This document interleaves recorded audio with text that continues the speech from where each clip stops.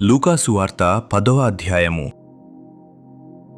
అటు తరువాత ప్రభువు 70 మంది ఇతరులను నియమించి తాను వెళ్ళబోవు ప్రతి ఊరికిని ప్రతి చోటికిని తనకంటే ముందు ఇద్దరిద్దర్నిగా పంపెను.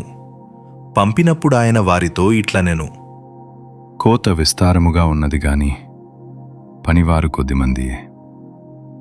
కాబట్టి కోత యజమానుని తన కోతకు పనివారిని పంపవేడుకొనుడి. మీరు వెళ్ళుడి. ఇదిగో, తోడేళ్ల మధ్యకు గొర్రెపిల్లలను పంపినట్టు నేను మిమ్మును పంపుచున్నాను. మీరు సంచినైనను జాలెనైనను చెప్పులనైనను తీసుకొని పోవద్దు. త్రోవలో ఎవనినైనను కుశల ప్రశ్నలు అడగవద్దు. మీరు ఏ ఇంటనైనను ప్రవేశించినప్పుడు ఈ ఇంటికి సమాధానమగుగాక అని మొదట చెప్పుడి. సమాధానపాత్రుడు అక్కడ నుండి నా ఎడల మీ సమాధానము అతని మీద నిలుచును, లేని ఎడల అది మీకు తిరిగి వచ్చును. వారు మీకిచ్చు పదార్థములను తినుచు త్రాగుచు ఆ ఇంటిలోనే యుండుడి. పనివాడు తన జీతమునకు పాత్రుడు. ఇంటింటికి తిరగవద్దు. మరియు మీరు ఏ పట్టణములోనైనా ప్రవేశించినప్పుడు వారు మిమ్మును చేర్చుకుంటే మీ ముందర పెట్టినవి తినుడి. అందులోనున్న రోగులను స్వస్థపరచుడి. దేవుని రాజ్యము మీ దగ్గరకు వచ్చియున్నదని వారితో చెప్పుడి. మీరు ఏ పట్టణములోనైనా ప్రవేశించినప్పుడు వారు మిమ్మను చేర్చుకొనకపోయిన ఎడల మీరు దాని వీధులలోనికి పోయి, మా పాదములకు అంటిన ఈ పట్టణపు ధూళిని కూడా మీ ఎదుటనే దులిపివేయుచున్నాము. అయినను దేవుని రాజ్యము సమీపించియున్నదని తెలుసుకొనుడని చెప్పుడి. ఆ పట్టణపు గతి కంటే సొదోమ పట్టణపు గతి ఆ దినమున ఓర్వతగినదయ్యుండునని మీతో చెప్పుచున్నాను. అయ్యో ఖొరాజీనా, అయ్యో బేత్సైదా! మీ మధ్య చేయబడిన అద్భుతములు తూరు సీదోను పట్టణములలో చేయబడిన ఎడల ఆ పట్టణముల వారు పూర్వమే గోనెపట్ట కట్టుకుని బూడిద వేసుకొని కూర్చుండి మారుమనసు పొంది అందురు. అయినను విమర్శకాలమునందు మీ గతి కంటే తూరు సీదోను పట్టణముల వారి గతి ఓర్వదగినదయ్యుండును. ఓ కపెర్నహూమా, ఆకాశము మట్టుకు హెచ్చింపబడదవా? నీవు పాతాళము వరకు దిగిపోయేదవు. మీ మాట వినువాడు నా మాట వినును. మిమ్మును నిరాకరించువాడు నన్ను నిరాకరించును. నన్ను నిరాకరించువాడు నన్ను పంపిన వానిని నిరాకరించును అనెను.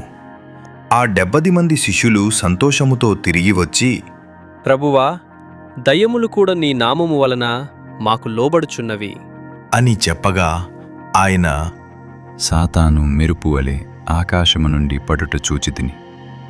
ఇదిగో, పాములను తేళ్లను త్రొక్కుటకును శత్రువు బలమంతటి మీదను మీకు అధికారము అనుగ్రహించియున్నాను. ఏదియు మీకెంతమాత్రమును హాని చేయదు. అయినను దయ్యములు మీకు లోబడుచున్నవని సంతోషింపక మీ పేరులు పరలోకమందు రాయబడియున్నవని సంతోషించుడి అని వారితో చెప్పెను. ఆ గడియలోనే యేసు పరిశుద్ధాత్మయందు బహుగా ఆనందించి, తండ్రి, ఆకాశమునకును భూమికిని ప్రభువా, నీవు జ్ఞానులకును వివేకులకును ఈ సంగతులను మరుగుచేసి పసిబాలురకు బయలుపరిచినావని నిన్ను స్తుతించుచున్నాను. అవును తండ్రి, అలాగు నీ దృష్టికి అనుకూలమాయెను. సమస్తమును నా తండ్రి చేత నాకు అప్పగింపబడియున్నది. కుమారుడెవడో తండ్రి తప్ప మరెవడును ఎరుగడు. తండ్రి ఎవడో కుమారుడును. కుమారుడెవనికి ఆయనను బయలుపరచనుద్దేశించునో వాడును తప్ప మరెవడును ఎరుగడు అని చెప్పెను. అప్పుడాయన తన శిష్యుల వైపు తిరిగి, మీరు చూచుచున్న వాటిని చూచు కన్నులు ధన్యములైనవి. అనేక మంది ప్రవక్తలును రాజులును మీరు చూచుచున్నవి చూడగోరి చూడకయు వినగోరి వినకయు ఉండిరని మీతో చెప్పుచున్నాను అని ఏకాంతమందు వారితో అనెను. ఇదిగో, ఒకప్పుడు ధర్మశాస్త్రోపదేశకుడొకడు లేచి, బోధకుడా, నిత్యజీవమునకు వారసుడనగుటకు నేనేమీ చేయవలెను అని ఆయనను శోధించుచు అడిగెను. అందుకాయన, ధర్మశాస్త్రమందేమీ వ్రాయబడి ఉన్నది? నీవేమి చదువుచున్నావు?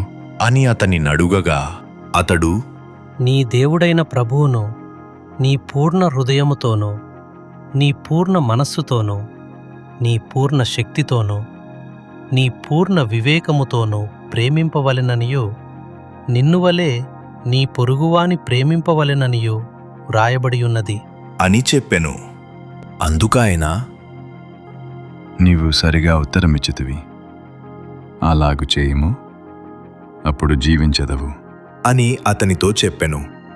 అయితే తాను నీతిమంతుడైనట్టు కనబరుచుకొనగోరి అతడు, అవునుగాని నా పొరుగువాడెవడు? అని యేసునడిగెను. అందుకు యేసు ఇట్లనెను, ఒక మనుషుడు యెరూషలేము నుండి యెరికో పట్టణమునకు దిగి వెళ్ళుచు దొంగల చేతిలో చిక్కెను. వారు అతని బట్టలు దోచుకొని అతని కొట్టి కొరప్రాణముతో విడిచిపోయిరి. అప్పుడొక యాజకుడు ఆ త్రోవను వెళ్ళుట తటస్థించెను. అతడు అతనిని చూచి ప్రక్కగా పోయెను. అలాగుననే లేవీయుడొకడు ఆ చోటికి వచ్చి చూచి ప్రక్కగా పోయెను. అయితే ఒక సమరయుడు ప్రయాణమైపోవచ్చు అతడు పడియున్న చోటికి వచ్చి అతనిని చూచి అతని మీద జాలిపడి దగ్గరకు పోయి నూనెయు ద్రాక్షారసమును పోసి అతని గాయములను కట్టి తన వాహనము మీద ఎక్కించి ఒక పూటకోళ్లవాని ఇంటికి తీసుకొనిపోయి అతని పరామర్శించెను. మరునాడతడు 2 దేనారములు తీసి ఆ పూటకోళ్లవానికిచ్చి, ఇతని పరామర్శించుము, నీవింకేమైనను ఖర్చు చేసిన ఎడల నేను మరల వచ్చినప్పుడు అది నీకు తీర్చెదనని అతనితో చెప్పిపోయెను. కాగా దొంగల చేతిలో చిక్కిన వానికి ఈ ముగ్గురిలో ఎవడు పొరుగువాడాయనని నీకు తోచుచున్నది అని యేసు అడుగగా అతడు, అతని మీద జాలిపడినవాడే అనెను. అందుకు యేసు, నీవును వెళ్ళి అలాగు చేయము అని అతనితో చెప్పెను. అంతట వారు ప్రయాణమైపోవుచుండగా ఆయన యొక్క గ్రామములో ప్రవేశించెను. మార్తా అను ఒక స్త్రీ ఆయనను తన ఇంట చేర్చుకొనెను. ఆమెకు మరియా అను సహోదరి ఉండెను. ఈమె యేసు పాదముల యొద్ద కూర్చుండి ఆయన బోధ వినుచుండెను. మార్త విస్తారమైన పని పెట్టుకొనుట చేత తొందరపడి ఆయన యొద్దకు వచ్చి, ప్రభువా, నేను ఒంటరిగా పనిచేయుటకు నా సహోదరి నన్ను విడిచిపెట్టినందున నీకు చింతలేదా? నాకు సహాయము చేయమని ఆమెతో చెప్పుము అనెను. అందుకు ప్రభువు, మార్తా, మార్తా, నీవనేకమైన పనులను గూర్చి విచారము కలిగి తొందరపడుచున్నావు గాని అవసరమైనది ఒకటే. మరియ ఉత్తమమైన దానిని ఏర్పరుచుకొనెను, అది ఆమె యొద్ద నుండి తీసివేయబడదు అని ఆమెతో చెప్పెను.